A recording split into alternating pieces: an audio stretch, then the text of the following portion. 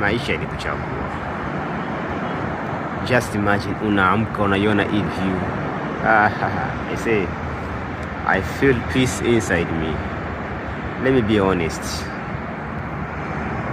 I feel peace. Life is peace. Maisha ni amani, kitu cha kwanza. Bila amani hakuna maisha. Bila amani hakuna uhuru wa maisha. Bila amani ya moyo hakuna uhuru wa moyo, uhuru wa maisha. Hiko kitu kiko wazi kabisa. Life is peace. Na maisha ni kuchagua. Wewe ndio unachagua maisha gani ya kuishi. Usije ukasingizia mjomba, kaka, wazazi. No. Just yourself. Maisha ni kuchagua. Chagua wewe unataka uishi maisha ya namna gani. Maisha unayochagua ndo maisha unaoishi. Watoto na kila mtu maisha anaoishi ni maisha ambayo amechagua yeye mwenyewe. Maisha yanaga bahati mbaya. Maisha yanaga bahati kama watu wanavyoambiwa gana bahati wewe. No.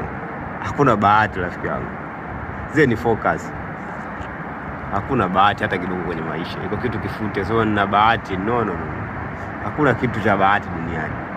Kila kitu kina process, kila kitu. So ndio hivyo, maisha ni kuchagua. Chagua maisha ambayo unaamua kuishi. Nataka niishi maisha design fulani. Haijalishi uko wapi, uko village, uko wapi. Sizungumzie maisha ni kuchagua sababu mtu yupo kwenye view kali kama hizi, ana enjoy maisha yake, hana ugomvi na mtu, hana stress na mtu, au mizu na mapenzi, ashakataa mapenzi akaanza kufocus na vitu vingine. Umeona? Kama hivyo ndugu zangu. So maisha ni kuchagua. Haijalishi uko wapi, uko kijijini, ishi maisha yako, just live your life. Siogope mtu, siogope watu watanisema nini, watu watasemaje. Na ndo kitu ambacho vijana wengi tunateketea, watu watanionaje. Na kutoka kwenye huo mnyororo sio kitu kizito sana. Na mara nyingi hivyo vitu vinategemea na malezi uliyopata kutoka kwa wazazi. Yaani au kwenye jamii iliyokuzunguka.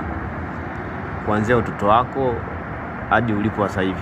Vitu ndio vinasababisha yani jamii itanionaje. Confidence inaanzishwa na jamii iliyokuzunguka.